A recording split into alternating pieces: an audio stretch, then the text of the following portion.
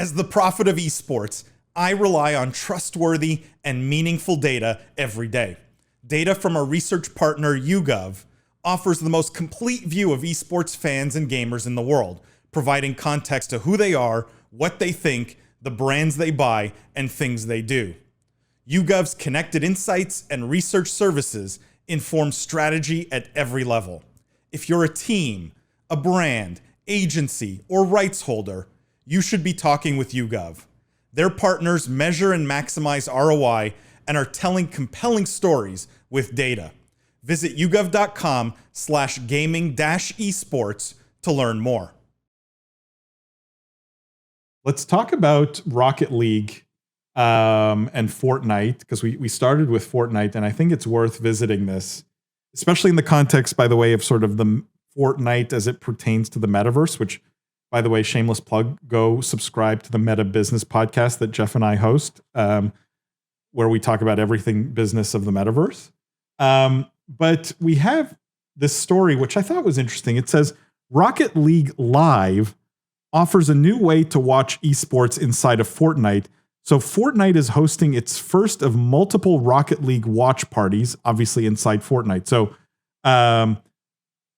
as a Fortnite player, you will be able to log into Fortnite, drop into what they call the Legendary Champions Field, and watch a full-blown Rocket League esports match, but within Fortnite. I'm curious what you guys think of this crossover. Is this like, is this, are we giving Fortnite some more metaverse cred here by doing this kind of integration? Is it like, you love this, you hate this? Mixed feelings. My first knee-jerk reaction is that Fortnite is doing so poorly, it needs to stream other games so that people will log into Fortnite. I don't get that. Metaverse-wise, your point about the metaverse is probably the best one, I think, and that's that Fortnite is really this really cool immersive world place where people hop in, chat with each other in the lobbies, don't even queue up for a game, they just hang out in the lobbies, they do their dances on their skins, they watch Star Wars sneak peeks, right, and all these other fun things that Fortnite's offering, depending on the month and the flavor of the month, I should say. I love that that Rocket League, I suppose, is taking advantage of the Fortnite audience and the demographic and expanding their own. I think Rocket League is winning here by exposure and by trying something new. I think Rocket League has been a slow and steady shift. It's easily adaptable and watchable for anyone that's unfamiliar with it. But the Fortnite audience, as massive as it once was and as on a sharp decline as it currently is, clearly is trying something new every month to see what works and to stay relevant. And it seems like Fortnite's hurting, but I think that this is an interesting angle for them to take for your metaverse point alone. And that's that if we continue to provide experiences, even with our competitors, even with other video games, is this a bigger play here? At what point are we more than a video game? And now we're a digital environment with digital experiences. And I think the concerts were a big step in that direction. I think this is an equally large step in that direction. So again, knee-jerk reaction was kind of to kind of poo-poo it, but the more I think about the metaverse application, the more interesting it becomes. I mean, Jeff, let me take a bit of Jimmy's comment here and ask you a more direct question, right? Was the goal here in your mind to get more people to log into Fortnite? Was the goal here to get more Fortnite players to also play Rocket League? Was like what do you think they were trying to accomplish with this? Well, it's probably all of the above, but I think probably B versus A. Like I think this is a very unique cross promotion thing where Fortnite clearly has a much bigger audience than Rocket League, much bigger player base. I think this may have been as simple as, promoting one of their games within another. This is something we see all the time done, in more so in the mobile industry maybe than the console industry. But I think it's a creative kind of marketing tactic. Does it give them a little bit of additional metaverse bona fides, which doesn't help for investors and just in general to have that data and that experience? Yeah, I think that's also the case. I've been wishy-washy. We've covered a lot of these stories on Meta Business. I've even talked to a bunch of companies that are like startups that are trying to build these sort of metaverse stadiums where you go into this virtual place and then watch a game. I haven't been super bullish on it, but it's a trend that keeps recurring, so that makes me want to pay a little more attention to it. Because I go both ways. My initial take has always been like, why is that better than just watching the game? Like, why do I have to have presence in a virtual environment to watch something else that's also in a virtual environment? But I also, Jimmy brought up a point about the social aspect, and I do think there's something about watching something with people where it's a little more social. So, I guess I've convinced myself a little bit while I'm talking. I think.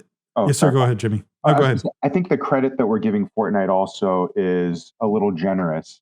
Why can't it be something as short-sighted and as simple, not just as terms of helping to increase their overall login count or users? What if it's just like, hey, let's see if this spikes users for the day, how much, compare it to the concert, and see if it's something we should lean into? Why can't this be a limited activation and data point to reevaluate just in-game live events that are not concerts?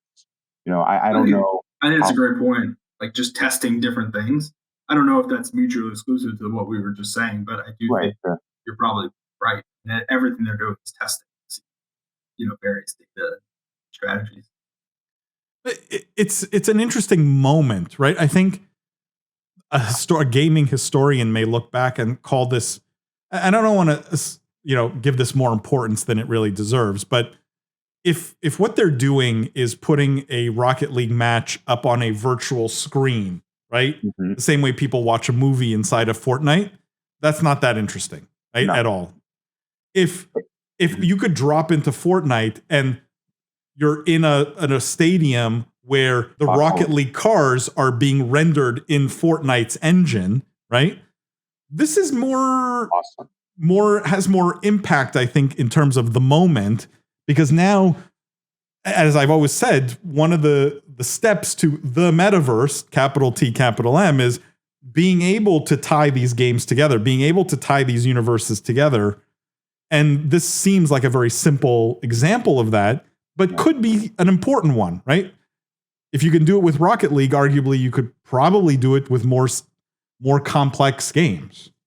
I love how you kind of talked through the rendering the Rocket League environment in Fortnite, because as you started to read the story, that's where I thought this was going, because Fortnite has a very cool engine with the vehicles that you can ride around in Fortnite, that you gas up, that you race around. And I at first I thought, oh my God, are they going to actually let us like have a Rocket League in the game, the same way that back in season 1 you could play soccer on the soccer fields and kind of screw around. What this really is the digital equivalent of a phase optic hoodie, right? Where it's like, cool, 2 competitors are putting together a hoodie for what purpose? To compare it against the other hoodies that they sell and see how well it does. That's kind of it. I love that idea, Paul. That would have been such a better application. I don't know if that's what, I don't know which one they're doing, actually. It's not clear from the article. That would change everything. So I don't know. Mrs. DeVos says, oh God, I'm not a Fortnite fan. Hardware Barbecue says, sometimes I feel Fortnite is like that guy with a box filled with darts where they throw it against the board, hoping 1 out of 600 darts hits a bullseye. I mean, I'm very critical of Fortnite and Tim Sweeney, but I do like that they try a lot, right? There's if you're okay with failing, innovation by, through a lot of trial and error is not the worst way of doing things. Mrs. DeVos says, Hardware Barbecue, I agree with you. Hardware nods. Ty Root says, I feel like there is this enormous urge, mostly by businesses jumping on the metaverse bandwagon, to get to the reality of Ready Player One as quickly as possible. I mean, Ty, why wouldn't we want that? I mean, is there anyone who doesn't want that? I don't know. No, I think he's right. Maybe clearly. You're right. We created a whole podcast about this, basically. Yeah. But it's a great point, and I think Jeff, you're totally right. He is 100% correct, but I feel like a lot of people do want that, and a lot of people would want that, and a lot of people would get on board with that if that was the reality today, without the evil corporation, right, trying to like control your life. Like, I don't mean that part of the movie or the book. Hardware Barbecue says trying is one thing, but it needs a method to that madness.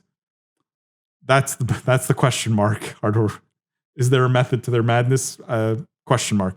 Ty says I'd pass. I mean, Ty, there are for sure some people who would pass, but I suspect more the minority. Ms. DeVos says, yeah, they do try, but they're not succeeding much due to their decisions. They are trying at least. Ty says, I'm the old man yelling at clouds. Ty, we all find ourselves in that position sometimes, so it's okay.